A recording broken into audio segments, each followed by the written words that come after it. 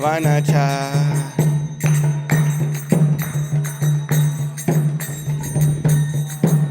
Jai Jai Radha Madhava Kunja Vihari.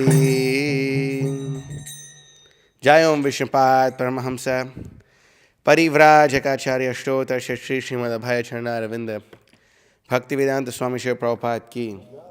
Jai Om Vishnupad Paramahamsa Parivrajacharya Shtotra Shri Srimad Bhakti Siddhanta Goswami Thakur Shri Prabhupada Ki. Ananta Koti Vaishnavinda Ki. Nam Acharya Shri Haridas Thakur Ki.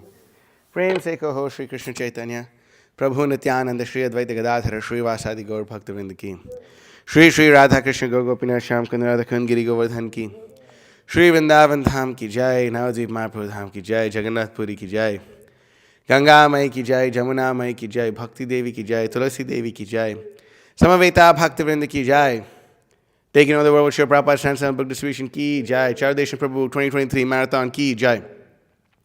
All glories to the assembled devotees. All glories to the assembled devotees. All glories to the assembled devotees. All glories to Sri Guru and Sri Gauranga. All glories to Srila Prabhupada. Namo Om Vishnu Padaya Krishna.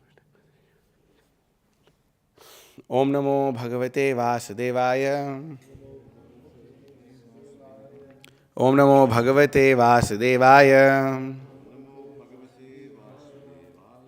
Om Namo Bhagavate Vasudevaya. So we're reading from Srimad Bhagavatam, Canto 2, Chapter 9, text number 2. It's called Answers by Citing the Lord's Version. Bahu, anyone's going to pull that up? Muttama, you going to pull that up? Rupaham, Ivam, Abhati, Mayayam, Bahu, Rupaya, Ramamanaha Guneshu Asyaha Mama Aham Iti Manyate Bahurupa Eva Bhati Mayaya Bahurupaya Ramamano Guneshvasya Mamaham iti manyate Bahurupa eva bhati Mayaya bahurupaya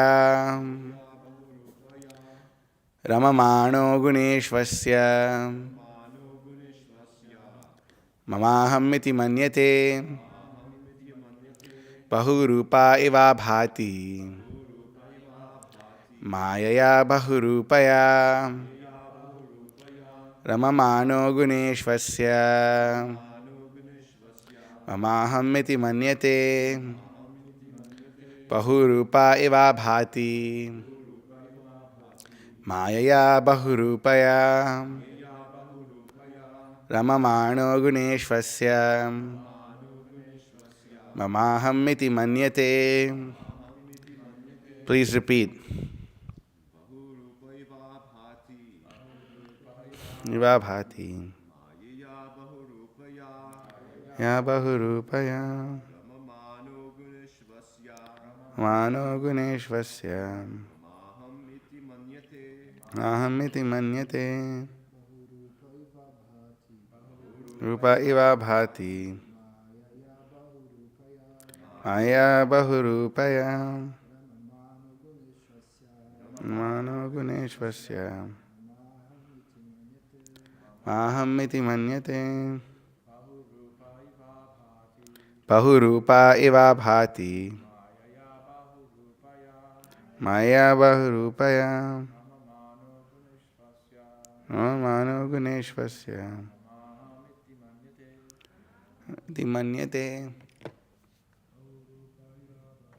Bahurupa Eva Bhati Maya Bahurupaya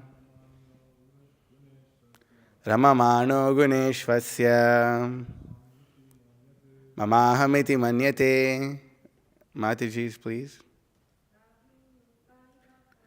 Bahurupa Eva Bhati Maya bahurupaya ramamano guneshvasya mamahamiti manyate bahurupa eva bhati Maya bahurupaya ramamano guneshvasya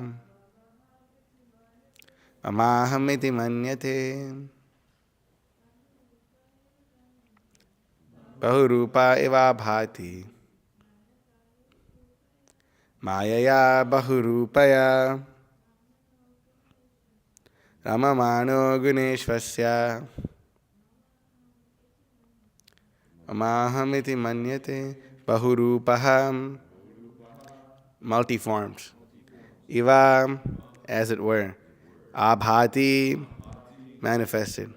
Mayaya, by the influence of the exterior energy.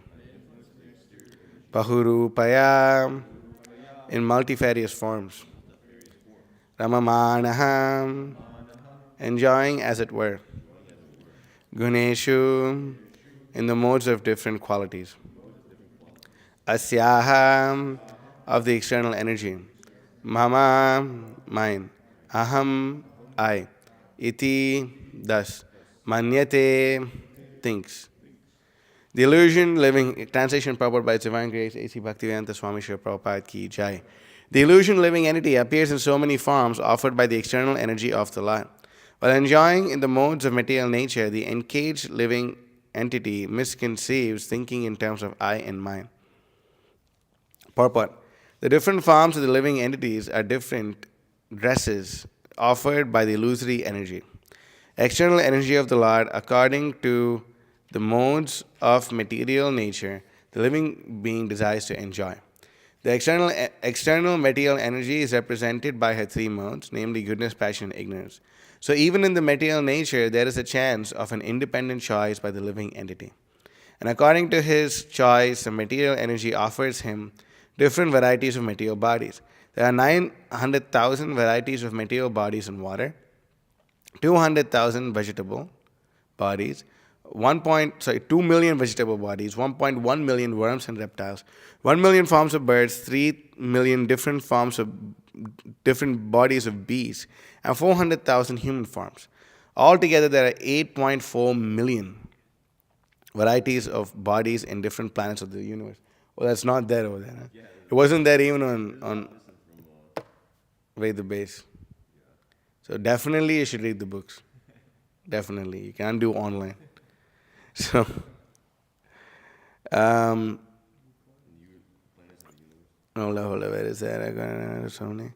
8 different planets of the universe, and the living entity is traveling by so many transmigrations according to different modes of enjoying spirit within himself. Even in one particular body, the living entity changes from childhood to boyhood, from boyhood to youth, and from youth to old age, and from old age to another body created by his own action. The living entity creates his own body by his personal desires, and the external energy of the Lord supplies him the exact form by which he can enjoy his desires to the fullest extent. The tiger wanted to enjoy the blood of another animal, and therefore, by the grace of the Lord, the material energy supplied him the body of the tiger with facilities for enjoying blood from another animal. Similarly, a living entity desiring to get the body of a demigod on a higher planet can also get it by the grace of the Lord.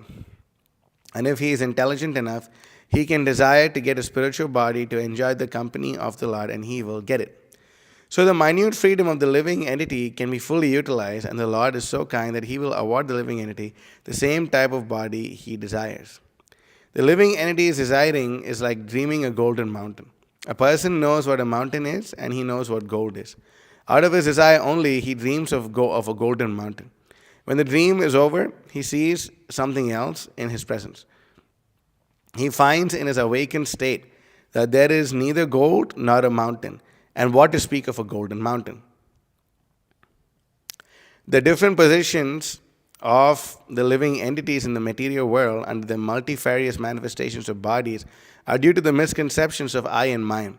The karmi thinks of this world as mine, and the jnani thinks I am everything.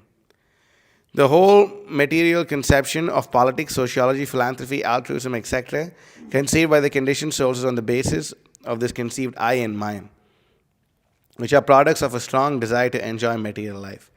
Identification with the body and the place where the body is obtained under different conceptions of socialism, nationalism, family affection, and so on and so forth is all due to forgetfulness of the real nature of the living entity. And the whole misconception of the bewildered living entity can be removed by the association of Shukadev Goswami and Maharaj Parikshit, as all this is explained in the Srimad Bhagavatam.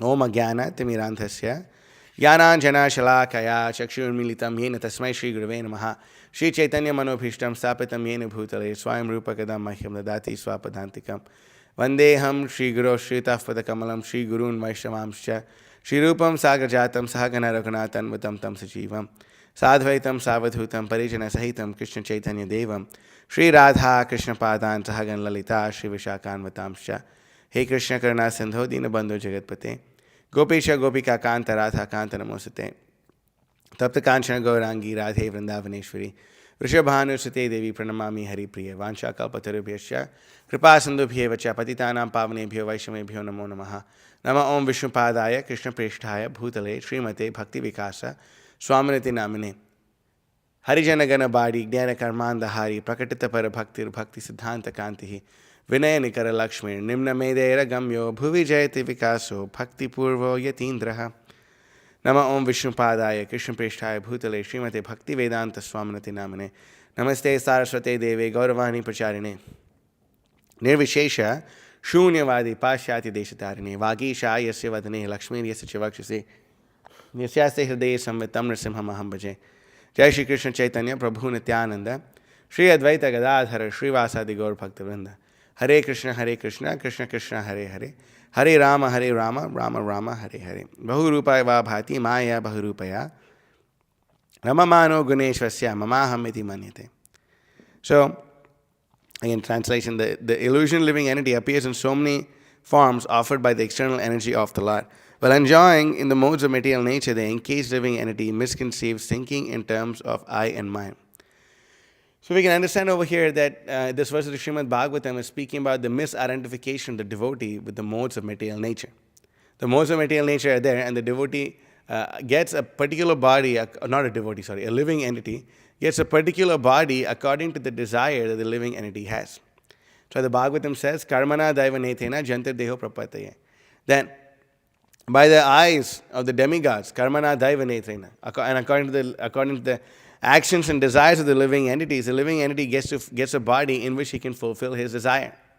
And the way this works out, now one may think, wow, so basically I can become whatever I want. I can become whatever I want. And we can see this, that in the Comic-Con, so many people are like desiring to become like someone who can fly, or someone who can, has like a saber who can cut people down, or like someone who has like X-ray vision, or someone who can see like different dimensions and all this and all that. And according to their karma, the desire will be fulfilled. If they really want to fly, they can take birth as a fly, they can take birth as a bird, they can take birth as so many things. Some of them may want to have look like a dragon or something, then they can take birth as a snake, which looks similar to a dragon. And they want to spit forth fire, then they can spit forth venom. Like there's so many desires may be there, and they all get fulfilled. They all get fulfilled by the arrangement of material nature, depending on what the karmic qualification of the living entity. You see, I think elections is going to come again pretty soon, right? In 1 year or something. In 1 year, elections is going to come. Then so many people, want to be president. All the people that want to be president, only like a few get selected, and then out of the few, then it all comes down to 2. And out of the 2, only 1 has the karma of becoming the president of a particular nation. So what about the desires of all those other people who also wanted to have the karma, or wanted to have the desire of being like big leaders, where they're respected and honored? Then the material nature gives them a facility. Wow, you want to be someone who's respected, someone who's honored. Then you can see, in a pack of dogs, there's like a dog that leads. That you can see in India, if you see, there's always street dogs. When you go, you'll see the street dog. And then among the street dogs, there's like one dog who's the boss. He's the top G of all the dogs there, and he's like respected, and he's considered the leader. Then you'll see Even among like the chickens, there's a pecking order. Like amongst a group of chickens, there's one chicken who gets to eat first. And he's like the big dadu amongst all the different chickens. And then, you can also see this even among the cows. Amongst the cows, there's like this one cow who like bosses around all the other cows, and like if you go to Prabhupada village, you see there's Ganga and Yamuna. And like I think the white cow, I think her name is Ganga or Yamuna, one of the two, huh? Ganga, right? The white cow, and she bosses around the other cow, like to the degree that she nudges her. I've literally seen her like nudge her and the cow like move like a few some distance away, and she bosses it around and she makes the other cow do whatever like she wants her to do. When we pet her and the other cow is not interested, like she pushes the cow forward to like have us pet that cow, So no matter where you are, like this, you're living, your desires will be fulfilled. And then one may wonder, like, what kind of messed up desires did I have to be born in this body with this karma? It's like, what a horrible thing. I could have desired so many things. But that's the insanity of the living entities, that we desire so many things. We desire so many things. That you want to enjoy something so much that you may become that object.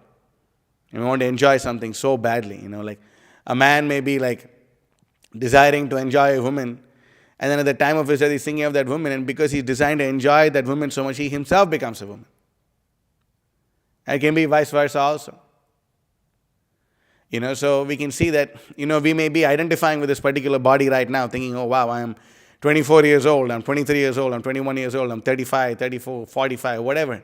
I'm this year old and I'm a boy, I'm a girl, I'm a man, I'm a woman. I'm born in India, I'm born in America, I'm born in Hyderabad, I'm born in Atlanta, I'm born in this place, I'm born in that place. And I have all this identification. But then in our past life, it may have been someone completely different.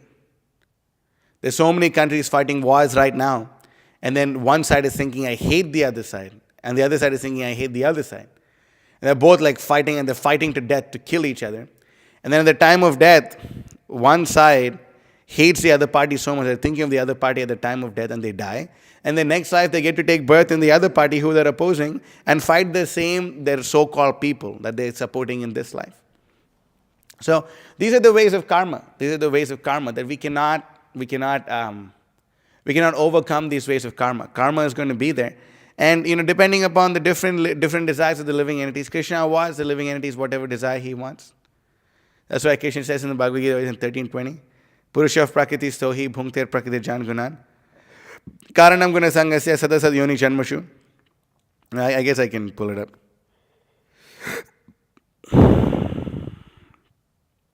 We can see over here, Krishna says, in the 13th chapter of the Bhagavad Gita, 13:21. 13:22. The living entity in the material nature thus follows the way of life, enjoying the three modes of nature. This is due to his association with the material nature. Thus he meets with good and evil amongst various species. He, depending upon the desires of the living entity, he actually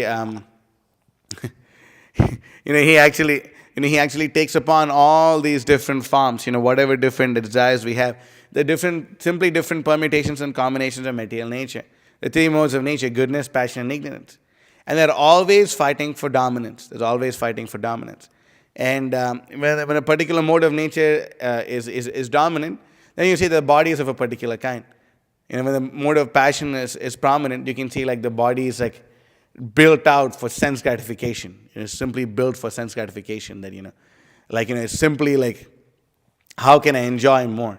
When the body is based on the mode of ignorance, then you can also see the body is completely slothy. It's just a big thing of sloth, and the brain is slow and it's dull and and then when the goodness, then the body is ideally in goodness. The body is made for tapasya. This body, when bodies are born in the mode of goodness, they're made for tapasya. They're made for austerity actually. So we can see, according to the different modes and combinations of this material nature, a living entity has avoided all these different things. You can see in the previous verse, actually 2 verses before this, Prakritim Purusham Chaiva Vidyanadi Ubhavapi Vikaram Sha Gunam Shaiva Vidhi Prakriti Sambhavan. Material nature and the living entities should be understood to be beginningless. The transformations and the modes of matter are products of material nature. You see? Then, material nature and the living entities, they've been, they're eternal. These living entity, material nature is eternal. So is the living entity. Bhagavad Gita speaks about 5 topics. What are the 5 topics? What are Ishvara, Jiva, Kala, Prakriti, Karma. So out of these 5, 4 are eternal and karma is beginningless, but it comes to an end. The living entity is eternal. The material nature is eternal. Time is eternal. Why? Because there's always going to be time at all times. Baldev Vidyabhushan says this. Time is eternal. Then, of course, Krishna is eternal. Karma is the only thing which is beginningless, but it has an end when the living entity takes to Krishna consciousness. Why is it beginningless? Because, we've been in this material world, we've fallen from the spiritual sky and been in this material world for so long that it's considered to be beginningless. That it's been so long that you might as well, just consider that it's beginningless, anadi, it's beginningless. But the living entity, when it takes to devotional service, can completely crush, can completely get freed of the karmic reactions. Otherwise, we are bound up by the reactions of our fruitive activities. We perform so many fruitive activities, we're going to be bound up by material nature. You're going to bind us up in this way and bind us up in that way. And we desire something, and we finally get the karma to get it. Then when we get it, we realize that actually it wasn't worth getting what I got. We also see so many Michael Jordan was one of the greatest basketball players of all. And then he got bored of being a basketball player and he wanted to play baseball or something like that. And he flopped out in it. He had a karma to be a great basketball player, but he didn't have the karma to be a great baseball player. He flopped out. Bruce Lee was a great guy, he could do martial arts and do all these things. Couldn't swim for the death of him. He couldn't swim for the death of him, actually. So this is how karma works. It's very weird and very complex. That we should understand that it all depends upon the karma of the living entity. All depends on the karma of the living entity. When we have a desire to really enjoy blood and enjoy all these things, then material nature, by the mercy of the Lord, material nature rewards us a suitable body. You want to enjoy blood, you want to enjoy eating flesh, be born as a tiger, be born as a lion, be born as a bear. You want to sleep a lot, you can be born as a polar bear. They sleep for 6 months, they hibernate, that's what it's called. They hibernate for so long, and then they wake up and they continue their material life like this. You want to mate, you can't mate so much, you can be born as a pigeon. You can mate so much more as a pigeon. So, whatever desires are there, the Supreme Lord fulfills it. But if a person is intelligent enough, he can desire to get a spiritual body to enjoy the company of the Lord. That should be the most desirable thing. What is the greatest desire? The greatest desire is to get a body similar to Krishna. Similar to Krishna. Sachitananda. We can get an eternal body full of knowledge and bliss, like Krishna. Krishna's form, Krishna's everything is infinite, but whereas our form and everything will be limited, it will be finite, but still, we can get a similar nature as that of Krishna. And that is actually something which is worth desiring. And if we desire it, we will get it. We'll get it. We will get whatever we desire. Whatever we desire, we will get it. So depending upon the intensity of the desire of the living entity, Krishna gives that living entity that reward. Krishna wants to see determination. Even if one wants to be successful in this material world, what do they need? What do you say? Determination. What else? Right. And? That's it. Bhakti Vikas Maharaj has this series of 4 lectures. It's called How to Be Successful in Anything. I remember I sent that lecture to Nick when he was brand new. And he heard it man, what he's saying makes a lot of sense, man. And he was saying that, and it does. Even if you want to be a material success, you need to have enthusiasm, you need to have patience, and you need to have determination. So, if someone is really, really striving to be material success, there's no such thing, it's really a material hero. Can you look that up on Veda-based material hero? I remember reading a purport to Srila Prabhupada. I'm sorry, I definitely did not prepare for this class because I was told maybe 45 minutes ago. And then you can see that material hero, Srila Prabhupada. You found it? Material hero. Or look up spiritual hero. That definite. There I found it. Okay. It's 425.25 purport. Okay. So this purport is actually this verse. This purport is. Do you mind if I just took over the screen, Madhava? Prabhu? Sorry.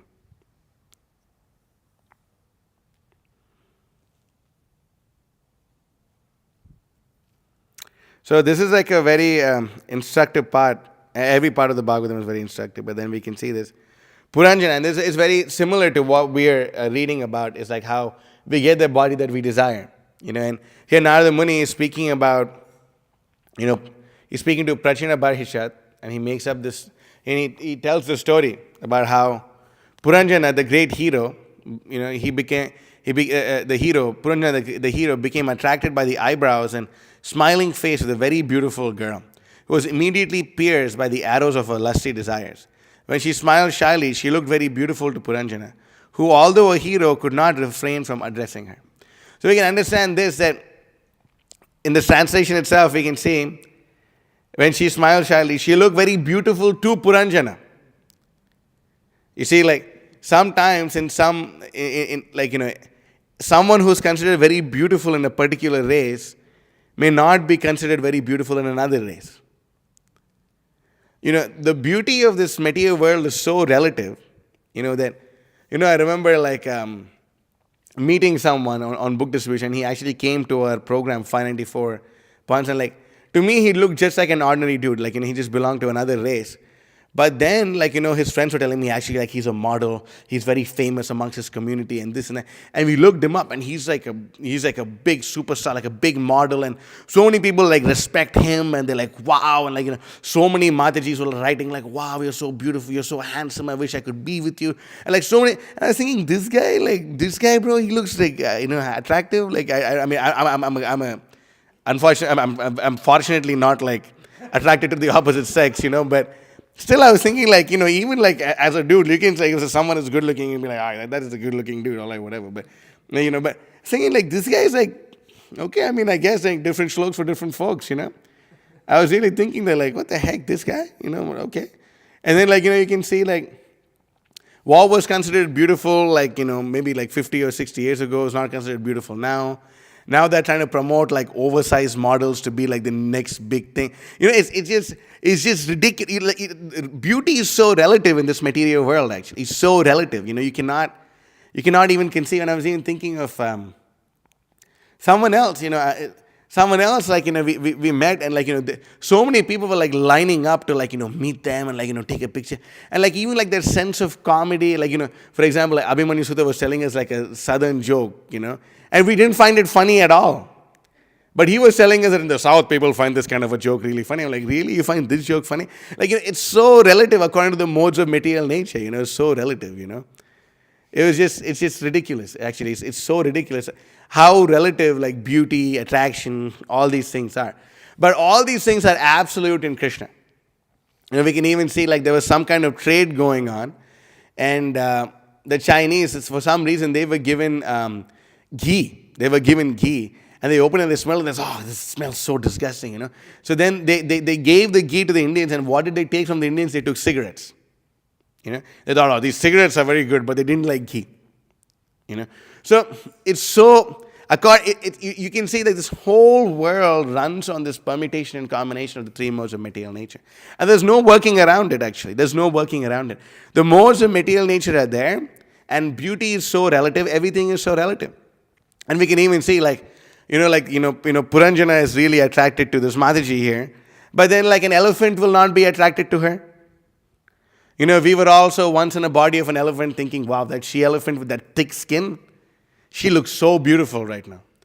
I have a big crush on that big, fat she-elephant, And then if you look at a beautiful girl, what is that? She looks like a twig. I don't want anything to do with that beautiful girl. I want that she-elephant. That's what I want. Then when a vermin stool, we're thinking, wow, that vermin stool there, yeah, she's really attractive. We're always associated with the opposite sex. We're always associated with the opposite sex.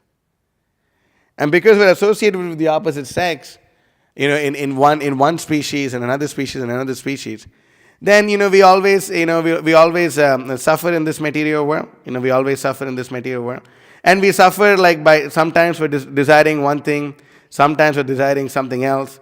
We're always desiring so many things in this material world. But ultimately it all comes down to nothing. It all comes down to nothing. Just like I remember seeing so many people, they're working so hard to maintain like their family. They're working so hard to like maintain like their like their status quo. It's like prestige. But ultimately, what does it all boil down to? What does it boil down to? It really simply boils down to like some temporary fleeting sense gratification, which the mode of nature convinces us that it's actually very good. There's this saying in Hindi, Yuvati Kutari Ati Sundari, or something. I'm probably like misquoting. I heard Bhakti Vikas Maharaj quote this, that even like a female dog, when she's young, she's very attractive. So this youth is actually like an illusion to trap the living entity in this material world. Because in the youth is when you make like the decisions you make in your youth is what's going to shape your future.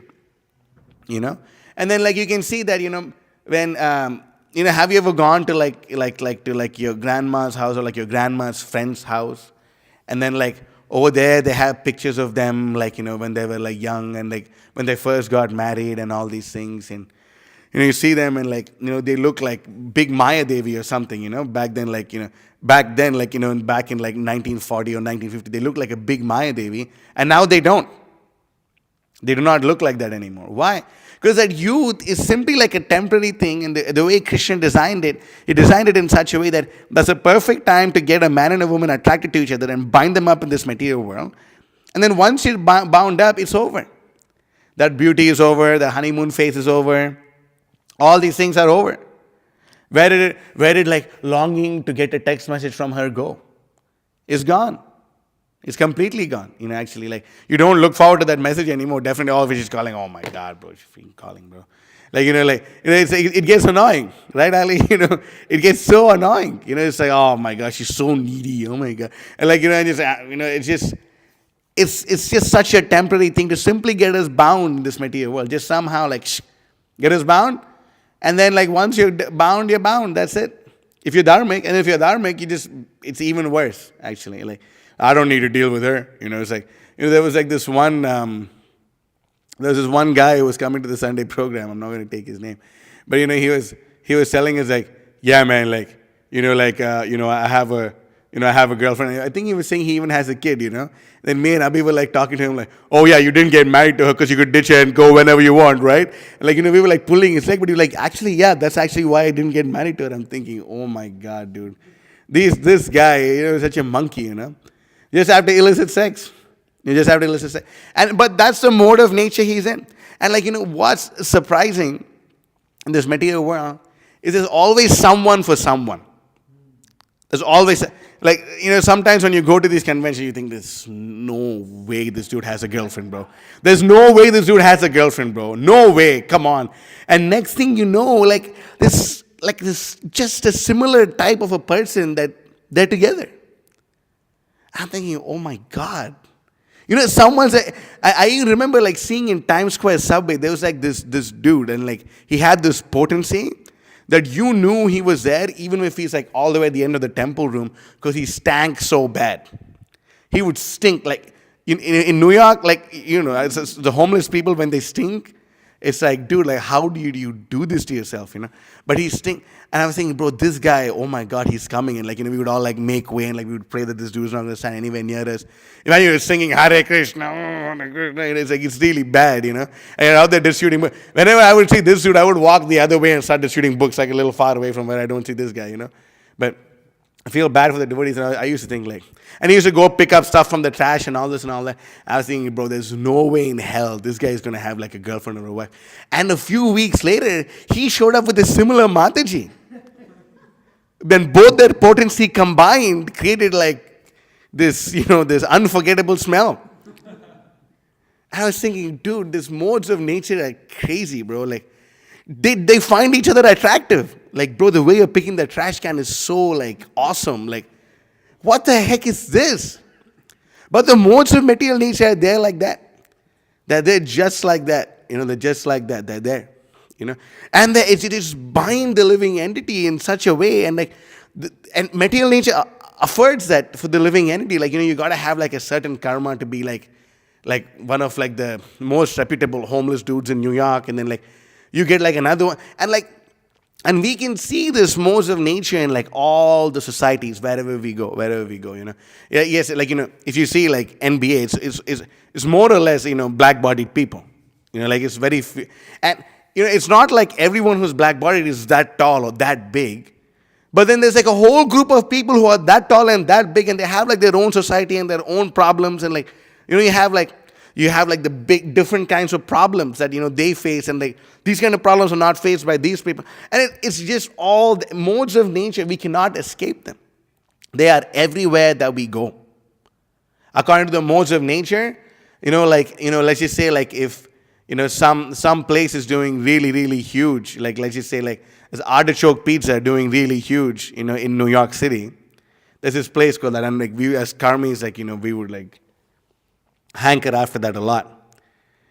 And then, but they're doing huge there. But then if they go to some place which is full of vegans, or if they go to like some random village in like, in Bengal or something, they may not be so successful. Why? Because the taste is different, the tongue is different.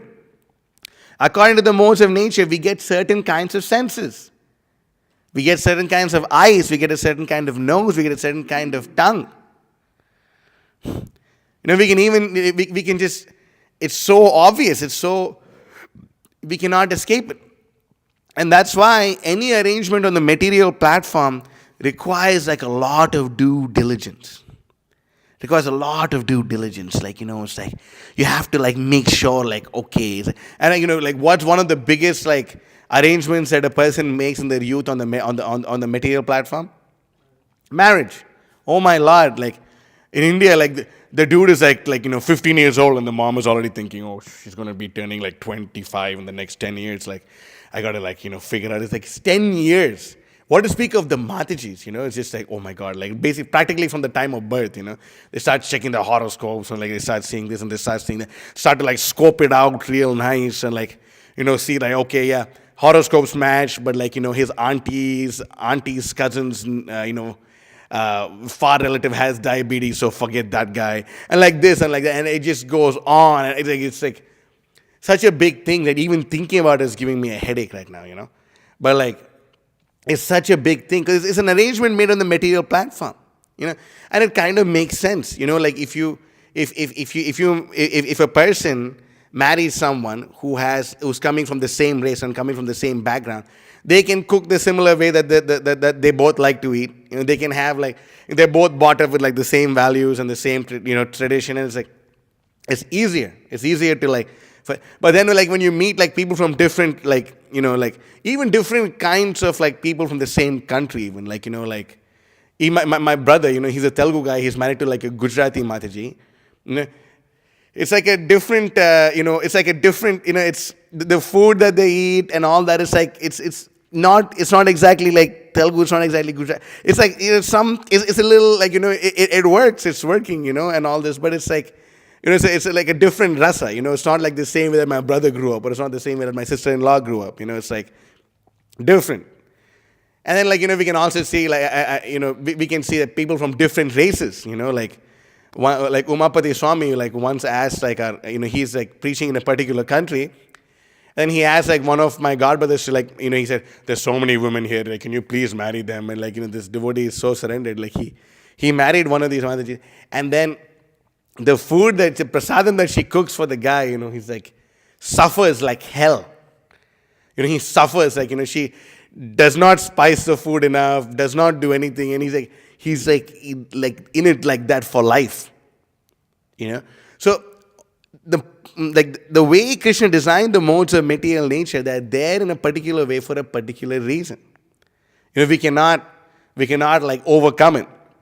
So now you can see this over here. Sorry, I just spoke about, she looked very beautiful to Puranjana, but that's the point. Every living entity is a hero in two ways. When he is a victim of the illusory energy, he works as a great hero in the material world, as a great leader, politician, businessman, industrialist, and his heroic activities contribute to material advancement of civilization. One can also become a hero by being the master of the senses that goes from it. This is the kind of hero we want to be. Material activities are false heroic activities, whereas restraining the senses from material engagement is great heroism. Mason, can you sit properly, please? However, a great hero, one may be in the material world, he can be immediately conquered by the lumps of flesh and blood known as the breasts of a woman. In the history of the material world, there are so many examples, like the Roman hero Antony, who became captivated by the beauty of Cleopatra. And I was just like, some time ago, I just happened to see like a video or two of like this Mataji being a very unchaste woman. Very, very unchaste woman. She was extremely unchaste. And that's all I want to say. Similarly, a great hero in India named Baji Rao, do you know who Baji Rao is? Became a victim of a woman during the time he was involved in Maharashtrian politics, and he was defeated. From history, we can understand that formerly politicians used to employ beautiful girls who were trained as Vishakanya.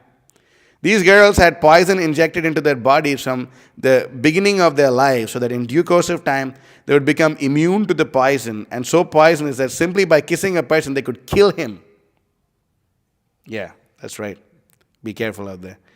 These poisonous girls were engaged to see an enemy and kill him with a kiss. Thus, there are many instances in human history of heroes who have been curbed simply by women. Being part and parcel of Krishna, the living entity is certainly a great hero, but due to his own weakness, he becomes attracted to the material features. So we can see that these Vishakanyas that Srila Prabhupada speaks, that's also a particular kind of guna and karma. That these women, they're born and they're very beautiful when they're born, these women, but when you check their horoscopes, it says that whoever marries someone, if they enter into someone's family, they will only bring about misfortune, death, like everything, diseases, everything bad. So these women are like more, these babies or these women are more or less like abandoned or given to the king. And from the very young age, they give them small doses of poison, to the point that they become immune to it. And the king would keep a couple of these big, great warrior.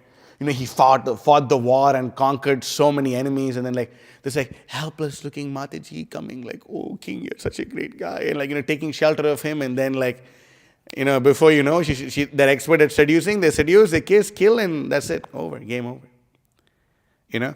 So, great stalwarts fall victims to these trappings of Maya. Great stalwarts, like Srila Prabhupada is speaking about here. So we should be very careful of these things. Krishna bahirmukha haya bhogavancha kare nikata samaya thare jhapatiya dhare. It is said in the Prema Vivarta that when a living entity wants to enjoy material nature, he is immediately victimized by material energy. A living entity is not forced to come into the material world. He makes his own choice, being attracted by beautiful women. Every living entity has the freedom to be attracted by material nature or to stand as a hero and resist that attraction. This is the most single and most important choice that a person can make. Whether we want to be victims of material nature or whether we want to stand as a hero and resist that attraction. Bhakti-Vikas Maharaj, in his Brahmacharya and Krishna Consciousness, he writes that the greatest achievement that a person can achieve in this material world is conquering sex desire. That is the greatest achievement that a person can achieve. And you can think about it, that actually is so true. It actually is so true. And the best way of doing so is by becoming completely enamored by the beauty of Krishna.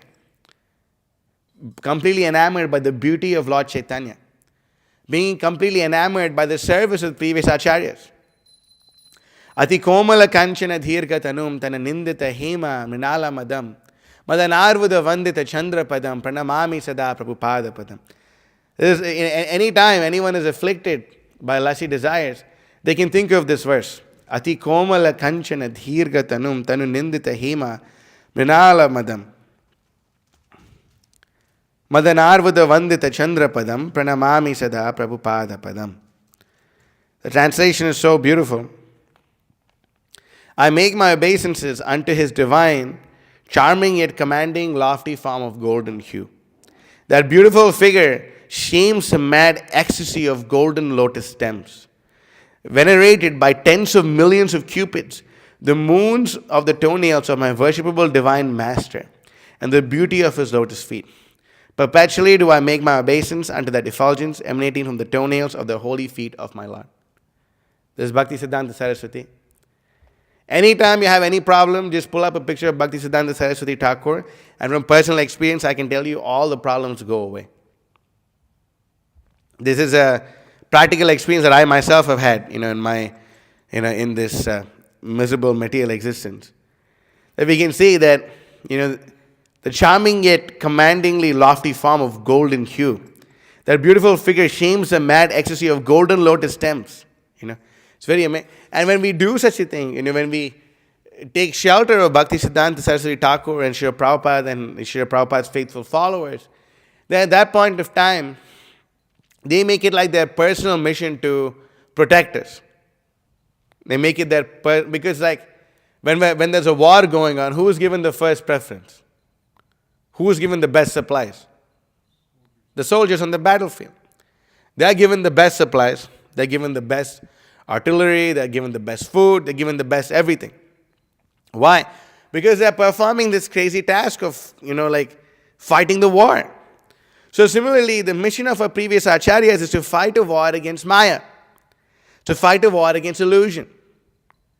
And because it's their mission to fight a war against illusion, and if we sign up for the Sankirtan army of Sri Chaitanya Mahaprabhu, then we will also be afforded great protection.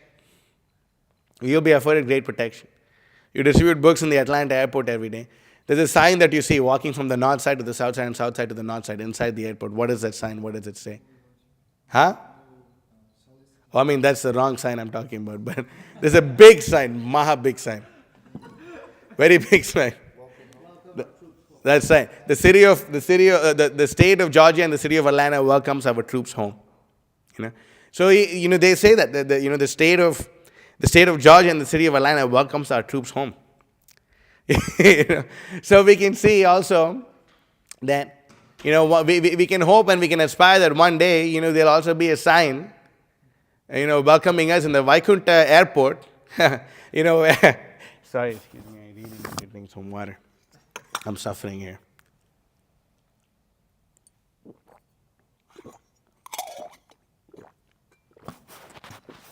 That the state of Navadvip and the city of Mayapur welcomes Prabhupada's troops home. We can hope that if we stay in this war against Maya and we stick it out or whatever, then at that point of time, we can hope to get that. We can hope to get that mercy from Krishna. We can hope to get that mercy from Krishna. And by doing so, everything is already provided. Provided we simply follow the instructions, that's all. If we follow the instructions given to us by the previous acharyas and we stick to it, then certainly we will get that protection. Certainly we will be able to rise above the modes of material nature. Why? Because the instructions of the acharyas engages in what? What do they engage us in? Simple answer. Devotional service, right? And when you engage in devotional service, what happens? Mam chayo vyabhicharena bhakti yogena sevate sagunan samatityaitan brahma bhuyaya kalpate. That when we engage in, what's the verse number for that? It's 14, 14, yeah, is the last, I think the second last verse of the 14th chapter. Yeah, okay. One who engages in full devotional service, unfailing in all circumstances, at once transcends the modes of material nature and thus comes to the level of Brahman. You see? That the instructions of the previous acharyas, they engages in full devotional service. They engages in full devotional service. And and we should be unfailing in all circumstances. And when a devotional service is ahaituki and apratihata. Ahaituki means it's causeless. if we do not have any mundane motivation behind performing devotional service, and apratihata, which means it cannot be restricted, ahaitukya pratihata, then at once we will transcend. Immediately we will transcend. There's no need to wait for anything. There's no need to wait for anyone. There's no need for us to do this karma kanda activity. The karmis, they look at the whole world as mine. They think everything in this material world is for my enjoyment. What yajna, what austerity can I do to enjoy this material world? The karmis think like that. The jnanis think I am everything. They think like that, But the devotee knows how to engage everything properly. The acharyas, they know how to engage everything properly. What is that? Anasaktasya vishayan yataharam upayunjita nirbandha krishna sambandhe yukta vairagyam uchyate. That, if we look at this entire material world, we don't have any asakti, any attachment to things of this material world. Anasaktasya vishayan yataharam upayunjita. We actually see everything as being related. Nirbandha krishna sambandhe. We see everything as being related to Krishna, and we utilize that in Krishna service. That's prapanchikataya buddhya hari sambandhi vastunaha mumukshubhi parityago phalgu vairagi katyate. Right? So, this we understand this. Prapanchikataya buddhya hari sambandhi vastunaha. That, we do not think that any object that we obtain is not related to Krishna. No, we see hari sambandhi vastunaha. What is the sambandha? What is the relation of the living entity, of this object with Hari? Mumukshubhi parityago phalgu vairagya katite. If we do not see the relationship between a particular object and Hari, the Supreme Personality of Godhead, our renunciation is simply phalgu, simply false. Simply a false renunciation. So when we engage in this unflinching service of the Supreme Personality of Godhead, then we'll understand this very nicely. We'll understand this, we will be freed from all these different labels that are put on us in the form of nation, society, community, race, caste, white, black, this, that, other thing. We'll be freed from all this. What's that verse? Speaking about getting rid of all these nirmala. What's that? Sarvopadi vinin muktam tat paratvena nirmalam rishikena rishikesha sevanam bhakti ruchyate. Whatever upadis we have, sarvopadi vinir muktam, or whatever upadis we have, because of the modes of material nature, sarvopadi vinir muktam, we can get freed from it. Tat paratvena nirmalam. And how can we get freed? When we engage our senses in the service of the master of the senses. Rishikena rishikesha sevanam bhakti ruchyate. By doing so, we can transcend the modes of material nature. And we can do this, and we can take complete shelter, prapati, completely throwing ourselves at the lotus feet of the previous acharyas. Sharanagata kinkara kalpatarum tarudhikrita dhira vadanya varam varanendra ganarchita divya padam pranamami sada prabhupada padam. We can see this. Like a wish-fulfilling tree, to whom? For his surrendered servitors. He fulfills their heart's aspiration. You see, like a desire tree is there. A desire tree is there. And those who are surrendered to, like a wish-fulfilling tree, for his surrendered servitors, he fulfills their heart's aspiration. What are we aspiring for in our hearts when we surrender to him? The same thing that they want from us. Even a tree is shamed by his magnanimity and forbearance. And great personalities who are competent to confer boons, they too worship his lotus feet. I make my obeisance unto him. Perpetually do I bow down to the radiance emanating from the toenails of the holy feet of my divine master. So, Bhaktisiddhanta Saraswati Thakur is such a person that he is a wish-fulfilling tree. He's a kalpataru. He's a desire-fulfilling tree for all the living entities. He's a wish-fulfilling tree for all the people who take complete shelter at the dust of his lotus feet. For those who take shelter at the instructions of Bhaktisiddhanta Saraswati, then the modes of material nature will simply go away. We'll be absorbed in reading the Srimad Bhagavatam, and the material world will just come and go. We won't even know. I think I was giving this example last time that a butcher, he's so involved in not butcher, sorry. What's the guy who does shoes? Cobbler. he is so involved in doing his stuff with the shoes that the king, along with his entire parade, comes and goes, and he doesn't even realize that the king and the parade came and went. Like, imagine you're like, there's like this big parade going on. What's like a big parade which goes on in Atlanta? Oh my Lord. I was hoping you would say anything. Anything else other than that? Like, there's not a single parade, like 4th of July, anything, nothing? Okay, I guess the Pride parade is going on, and they're doing like their Haribol stuff, and like, and like all this stuff and all that. And you're just like sitting and like you're just like doing something, and you don't even realize that they came and they went. Or like when the Black Lives Matter parade was going on or whatever, We didn't know, like, imagine being so absorbed in something that, you won't even know that it came and went. So the cobbler also is like so busy like fixing his shoe or someone else's shoe. He doesn't realize that the king and his entire, all of them, they went past him and they were there for a considerable amount of time. So similarly, when we like serve the lotus feet of the previous acharyas, they fulfill all our desires, provided they're transcendental. If our desires are transcendental, there's not a single transcendental desire that the acharyas will not fulfill. We have to put in the work for it. We have to put in the prayers for it. We have to go and give it all we got and give it some more. But then when that happens, certainly they reciprocate. Certainly, devotees thought like, wow, to distribute a Krishna book is impossible. Well, the devotees had a desire and they distributed the Krishna book. And they distributed 10 books, like 10 books, he distributed 10 books.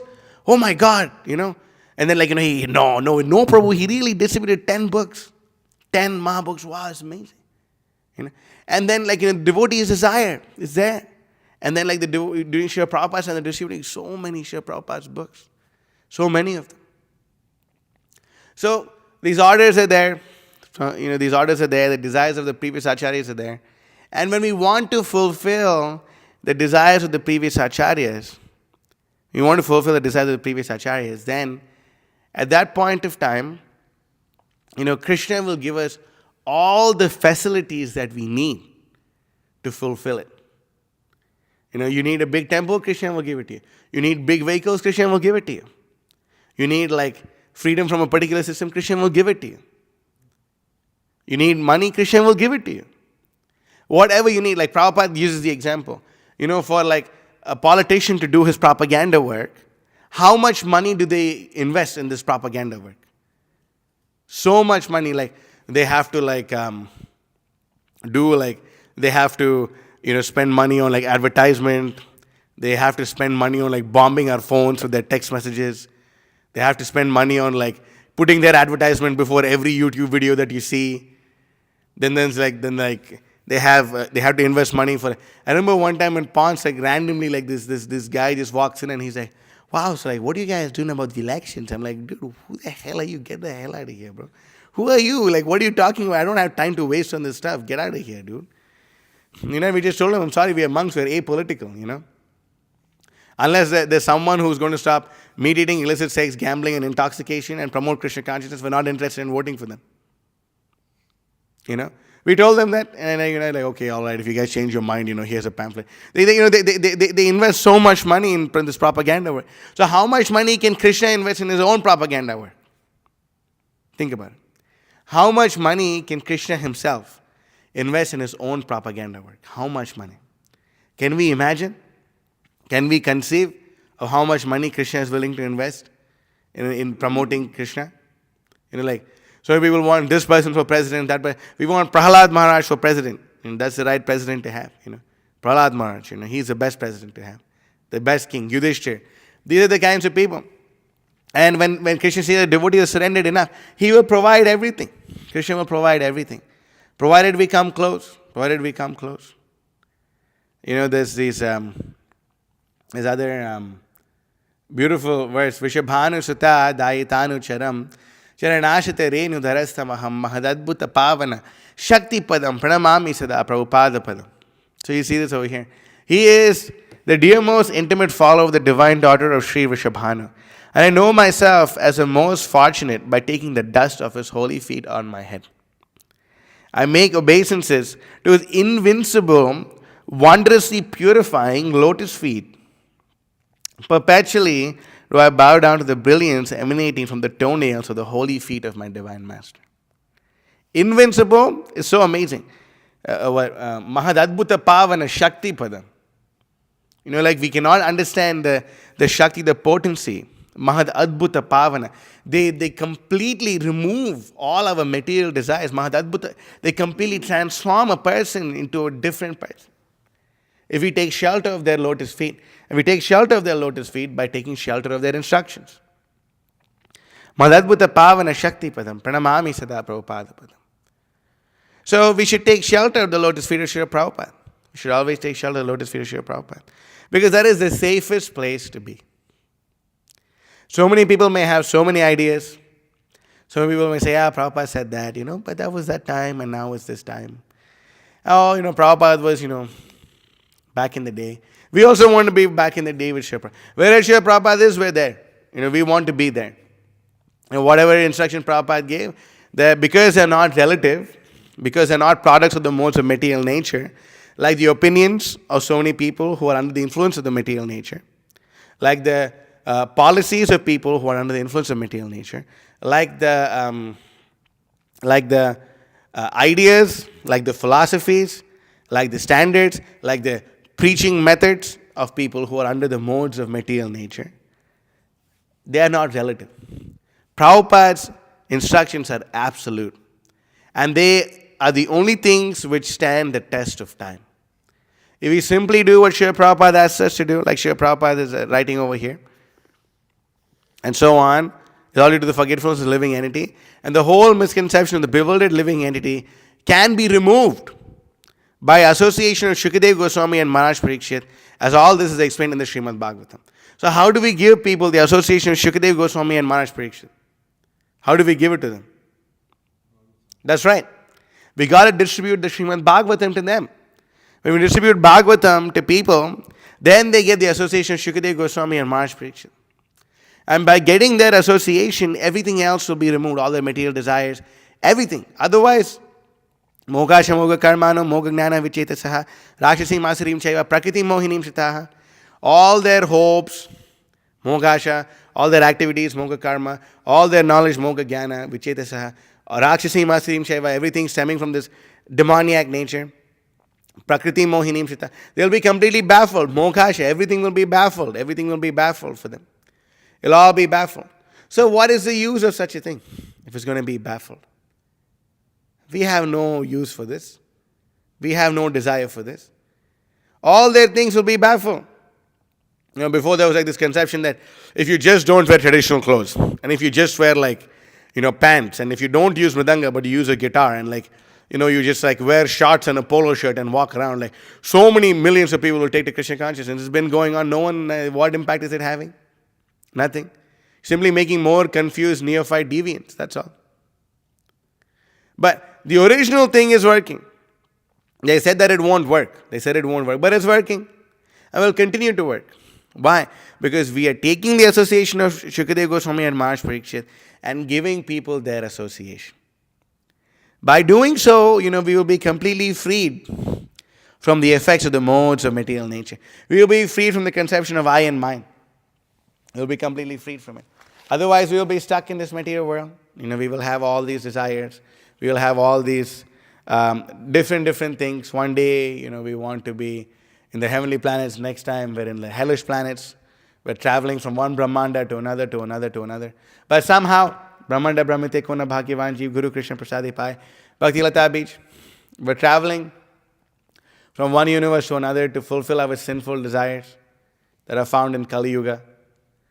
But somehow, by the mercy of Krishna and the mercy of Guru, the Bhakti Lata has been planted in our heart. And we should be very careful to protect this Bhakti Lata by regularly watering it by the Shravanadi Jal, by the water of hearing and chanting, bona fide hearing and chanting. We have to do Gaura Vihita Kirtan, which means Gaura Vihita Kirtan Shuni. You like this bhajan. The Kirtan which is pleasing to Lord Chaitanya. We have to do Kirtan pleasing to Lord. So how will we do Gaura Vihita Kirtan? By doing Gaura Vihita Shravan. By performance of the activity of hearing, which is very pleasing to Lord Chaitanya. Gaura Vihita Kirtan can only happen if you do Gaura Vihita Shravan. If we are listening to the bona fide message, if we're listening to bona fide message, if we are fired up, if we're enthusiastic in Bhagavatam class, if we're hearing this proper thing, and Nally is the one who put it up, so. So we understand this, that this is how, we can become very dear to Sri Chaitanya Mahaprabhu. We can become very dear to Krishna. And by doing so, all our desires will be fulfilled. We are having practical experience of this today. And every day also, all our desires are being fulfilled. By the mercy of Sri Guru and Sri Gauranga. So we can simply hope, to be engaged in this mission of Lord Chaitanya and not flinch. Maharaj said it's not possible for everyone to be a blood-drenched commando. But some of us should aspire to be like that. We can aspire to be like blood-drenched commando fighting with your boots on, dying with your boots on. We should aim to die with our boots on. That we should aim to die like, fighting for Krishna. So, I'll end the class over here. If there's any questions, comments, or protests, we can take them now.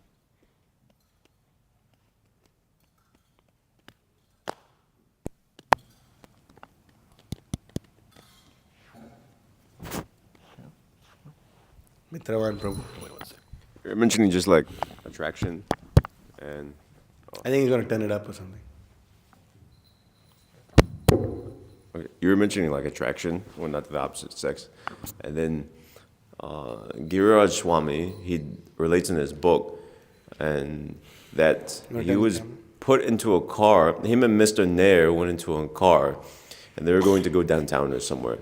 And So Giriraj Swami sat in the center. They're in the back seat. They had a driver. He sat in the middle seat. Mr. Nair was to his left, and then Mr. Nair got this woman to come in on his right.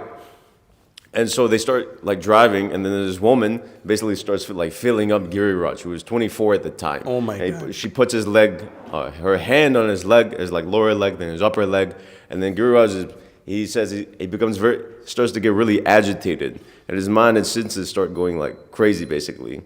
And he internally at that moment he like resolved with himself, I'll just fall down with her. I'll like, who cares? I'll just enjoy with her right now. Krishna is forgiving. I'll just go with it. But then he had a second thought, and he said, if I do this, he was the leader of the project at that time.